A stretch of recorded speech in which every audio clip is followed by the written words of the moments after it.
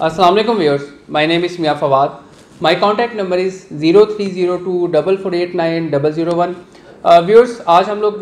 जिस टॉपिक पे बात करेंगे DHA मुल्तान की तरफ से जो डीलर कॉन्फ्रेंस रखी गई थी सैटरडे वाले दिन रॉयल स्विस होटल लाहौर में, उसकी जो पॉइंट्स हैं वो आपसे डिस्कस करेंगे ताकि पब्लिकली आपको ये इन्फॉर्मेशन जा सके कि उस मीटिंग के अंदर क्या डिस्कस किया गया था प्रोजेक्ट को लेके और ओवरऑल उसका क्रक्स क्या था। सबसे पहले स्टार्ट करते हैं जो उन्होंने पॉइंट सबसे पहले स्पीच की PD साहब ने, जो प्रोजेक्ट डायरेक्टर हैं DHA मुल्तान के ब्रिगेडियर नदीम साहब, उन्होंने पॉइंट ऑफ व्यू में बताया कि कितने एरियाज़ को डेवलप कर दिया गया है, कितना बजट जो है वो रखा गया था और कितना बजट स्पेंड कर दिया गया और पर डे उसकी क्या एवरेज आ रही है, उस पर बात कर लेते हैं। उन्होंने बताया कि 16 अरब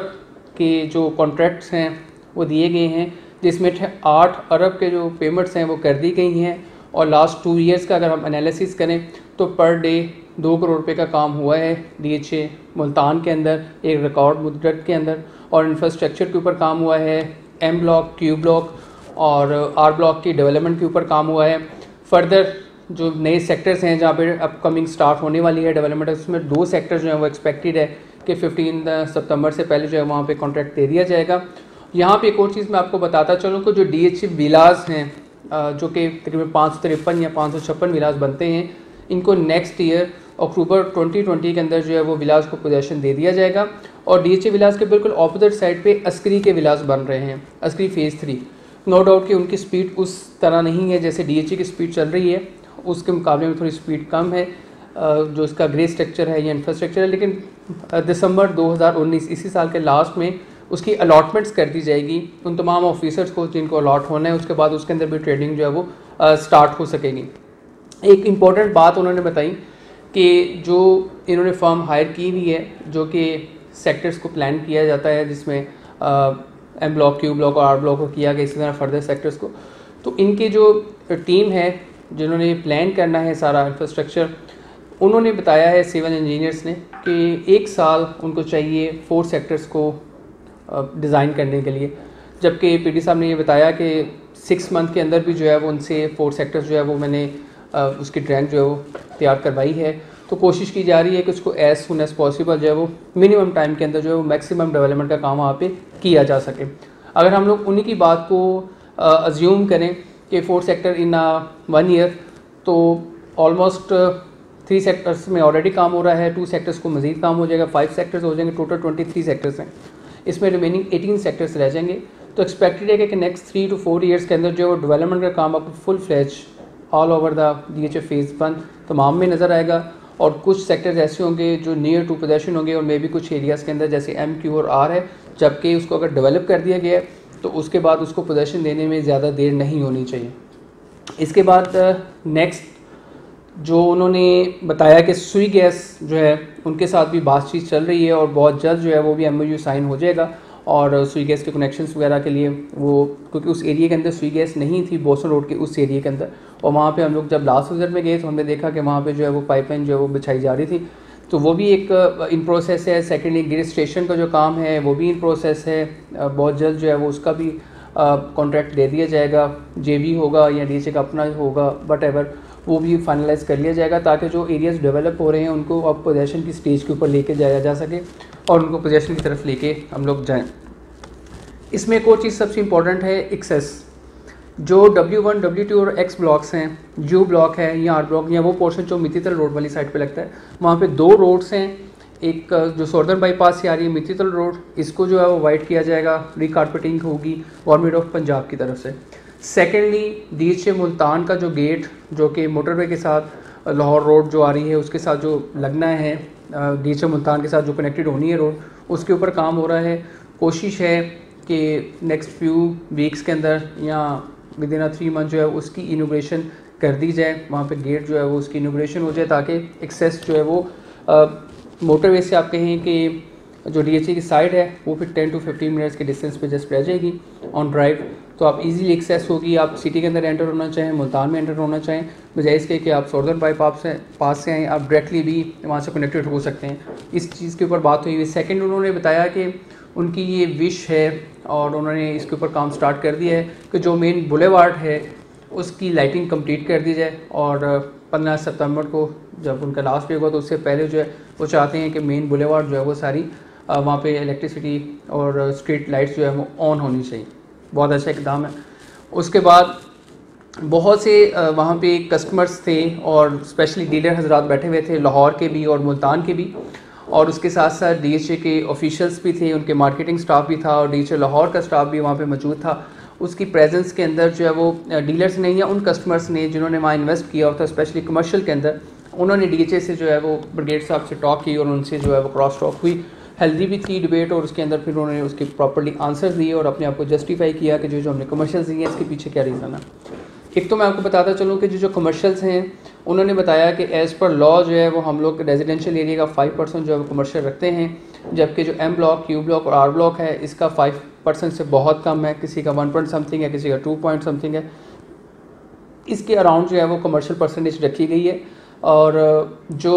मैक्सिमम कमर्शियल रखा गया है किसी सेक्टर के अंदर वो 4.9% है। तो हम जो है वो उस लिमिट्स को क्रॉस नहीं कर रहे, तो इसलिए हमारे ऊपर बहुत ज़्यादा जो एक सोशल मीडिया के थ्रू उनके पास न्यूज़ पहुंची थी कि एक बहस चल रही है या कशमकश की सिचुएशन है उन कस्टमर्स के लिए जिन्होंने 4 मरला और 8 मरला कमर्शियल्स में इन्वेस्ट किया, क्योंकि 4 मरला और 8 मरला कमर्शियल जो है वो सेक्टर्स के अंदर दे दिए गए और उनके मिड के अंदर जो है वो 80 फीट रोड गुजार दी गई और उसको 80 फीट रोड को दोनों साइड्स पे 150 फीट रोड या 120 फीट रोड के साथ कनेक्ट कर दिया गया है, ताकि जो ट्रैफिक कमर्शियल यूज़ के लिए आएगी वो उसी रोड के 80 फीट रोड से आएगी और 80 फीट रोड से जाएगी, जो रेजिडेंशियल एरियाज़ हैं उनको वो डिस्टर्ब नहीं करेंगी।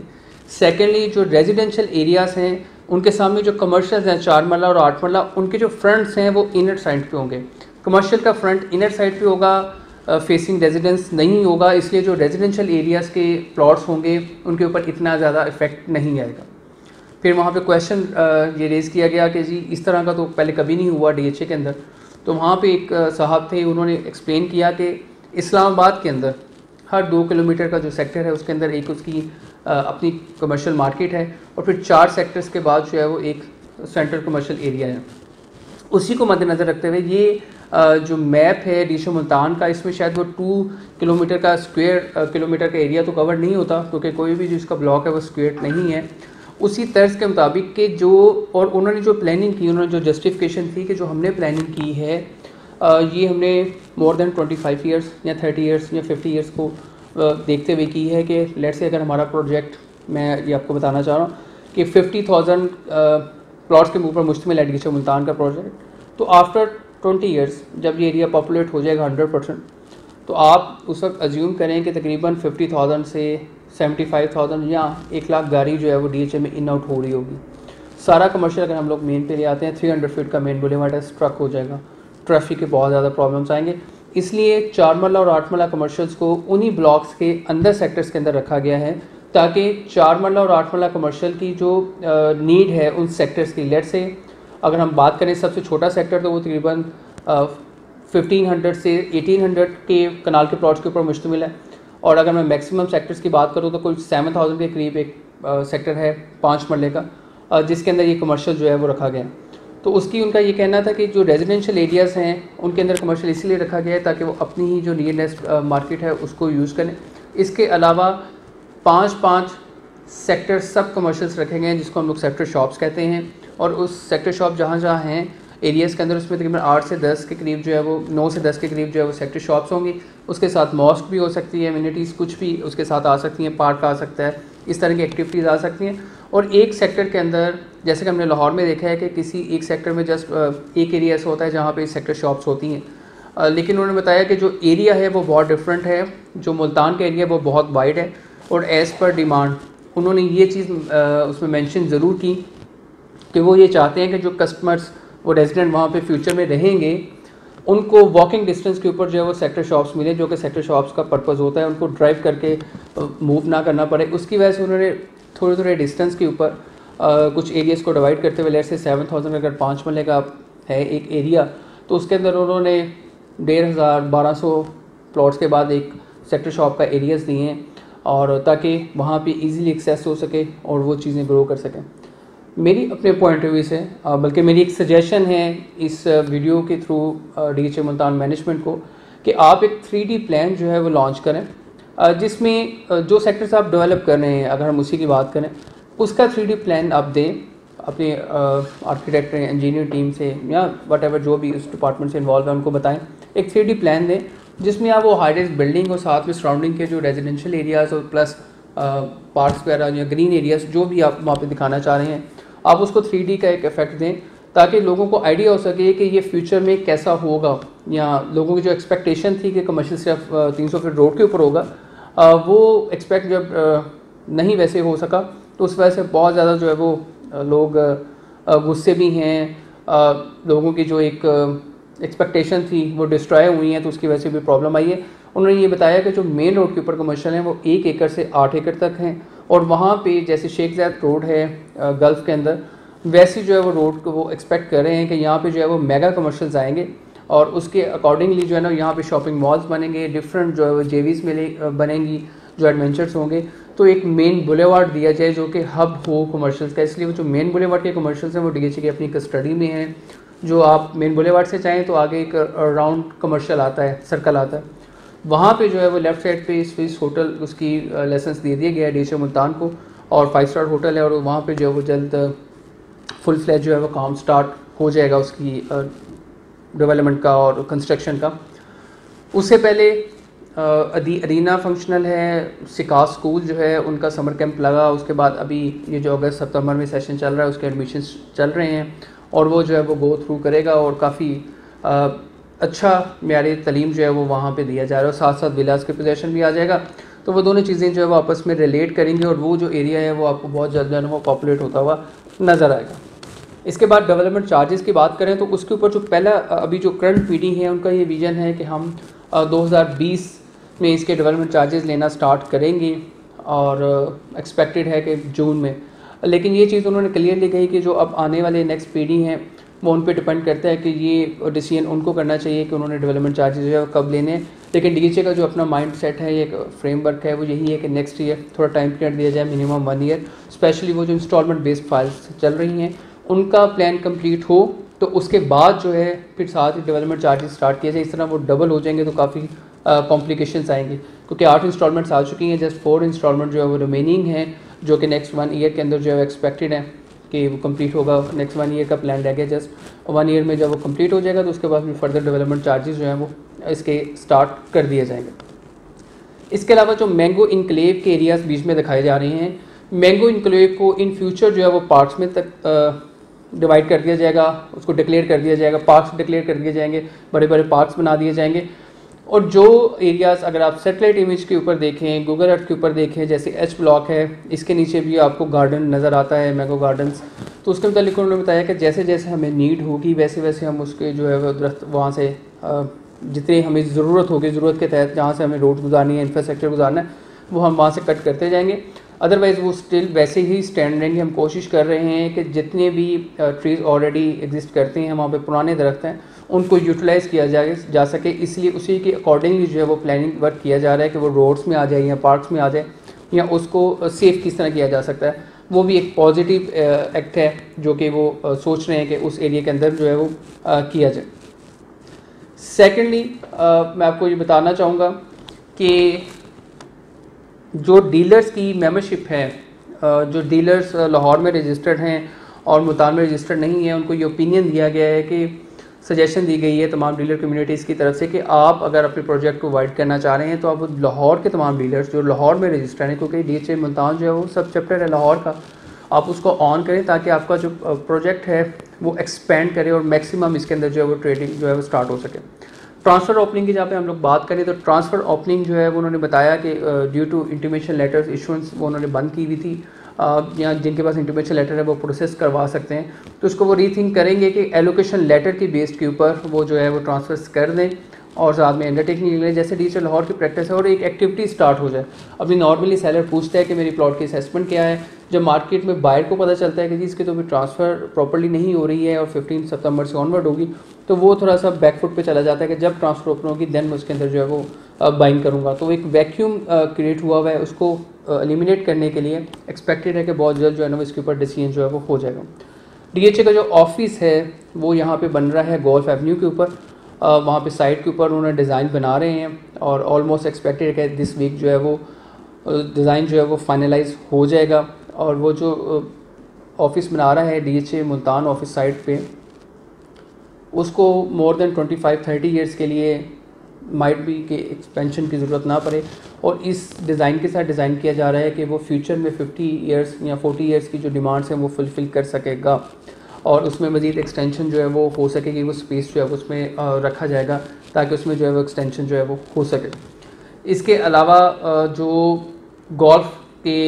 एरियाज़ हैं, उन्होंने बताया कि ये जो प्लान है ये वही प्लान है जो 2017 में एक मास्टर प्लान आया था, उसके अकॉर्डिंगली रहे हैं। बहुत स्लाइटली सा चेंज आया है और जो गोल्फ की लोकेशन है उसको उस लोकेशन पे लेके मूव किया गया है जस्ट। इसके अलावा जो बाकी जितना भी प्लान है वो एज इट इज़ कंटिन्यू है, क्योंकि जो फ्यूचर में नेक्स्ट फेजेस आएंगे वो गोल्फ से ऑनवर्ड जो एरियाज़ हैं उस एरियाज़ की तरफ जो है वो एक्सटेंशन होगी और जो नेक्स्ट फेजेस आएंगे जो फ्यूचर में इंशाल्लाह आएंगे DHA मुल्तान के, वो उसी साइड पे आएंगे। इस वजह से